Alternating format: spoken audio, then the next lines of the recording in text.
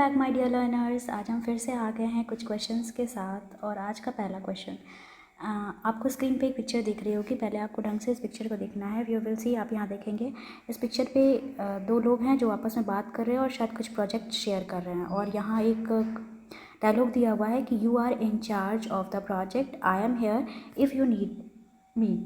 Now see कि अब question क्या कहता है। Identify the process illustrated by the picture above in which the superior Mr. Peter is providing a part of authority to James for making decision। अगर आप इस picture में देखेंगे तो यहाँ एक सुपीरियर है, थोड़े ओल्ड एज पर्सन टाइप के लग रहे हैं, जो अपने से कम एज को कुछ प्रोजेक्ट हैंड ओवर कर रहे हैं और कह रहे हैं कि अब आप इस प्रोजेक्ट के इंचार्ज हैं और अगर आपको कोई भी हेल्प मिल चाहिए तो मैं आपको मदद करने के लिए रेडी हूँ। तो और क्वेश्चन में कह रहा है कि आपको ये पहचानना है कि ये जो कॉन्सेप्ट है ये मैनेजमेंट के किस डिसीज़न मेकिंग जो है, ये जो कॉन्सेप्ट है ये किस पॉइंट को शो कर रहा है। तो यहाँ आप देखेंगे कि इसकी जो भी अथॉरिटी है उसको वो डेलीगेट कर रहा है, बांट रहा है।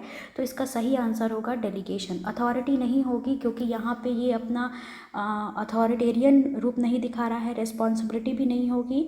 डेलीगेशन होगा, उसका जो काम है वो अपने काम को दूसरों में बांट रहा है, इसलिए the correct answer will B delegation. Next is, after completing his MBA education, Mr. Rohit took over the business of his father। Mr. Rohit जो MBA पूरा करने के बाद अपने पिताजी का बिजनेस ले लेता है या बिजनेस टुक ओवर कर लेता है, वो शुरू कर देता है। Now he started making a practical use of his theoretical knowledge of management। अब उसने MBA की डिग्री लेते वक्त जो भी प्रैक्टिकल चीज़ें पढ़ी उन चीज़ों को वो जो भी थ्योरेटिकल चीज़ें पढ़ी उनको वो प्रैक्टिकल यूज़ में लाना शुरू कर दिया। ही लाइक इट वेरी मच, उसे बहुत अच्छा लग रहा है। But right from the very beginning, लेकिन शुरुआत से ही फेस्ड विथ वन प्रॉब्लम, शुरुआत से उसको एक प्रॉब्लम फेस करनी पड़ रही है। For the last 3 continuously years he had been observing that whatever the sales target he would fix he never succeed to achieve it fully। वो देख रहा है इस चीज़ को कि वो पिछले 3 साल से जो भी सेल टारगेट रख रहा है उसको पूरी तरह से वो अचीव नहीं कर पा रहा है। He studied his problem thoroughly and found that it so happened because in the first year जब वो बिज़नेस लिया तो उसने जब इस चीज़ के बारे में पढ़ा तो उसने देखा कि पहले साल जब उसने बिज़नेस नया नया शुरू किया था, the government at the centre change, जो सेंट्रल गवर्नमेंट थी वो बदल गई।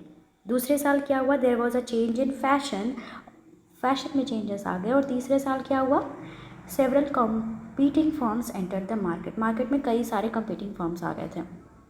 Now he realized that planning does not foresee everything, that several problems come in the way of effective planning। तब उसे ये रियलाइज़ हुआ कि प्लानिंग हर प्रॉब्लम्स को सॉल्व नहीं कर सकती।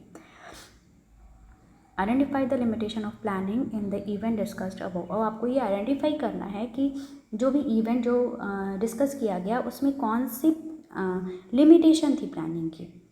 प्लानिंग लीड्स टू रिजिडिटी नहीं, रिजिडिटी मतलब प्लानिंग आपको एक स्ट्रेट फॉरवर्ड एक ही बात पे कर देता है कि जो आप प्लान किए उसी के अकॉर्डिंग काम किए करता है। बट लिमिटेशन है ये प्लानिंग की, बट इस इवेंट के अकॉर्डिंग ये सूटेबल नहीं है। Planning may not work in dynamic environment, ठीक है।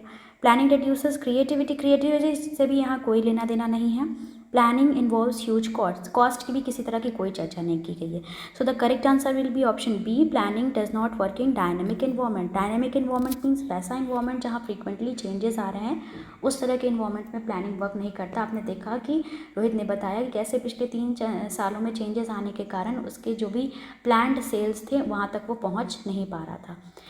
तो आज यही 2 क्वेश्चंस को डिस्कस करते हैं। तब तक नेक्स्ट वीडियो का वेट करिए और मेक श्योर कि आप इस चैनल को सब्सक्राइब कर लें। अगर जो नहीं जुड़े हैं इस चैनल से, पहली बार आए हैं, तो make sure you must subscribe the channel. Thank you.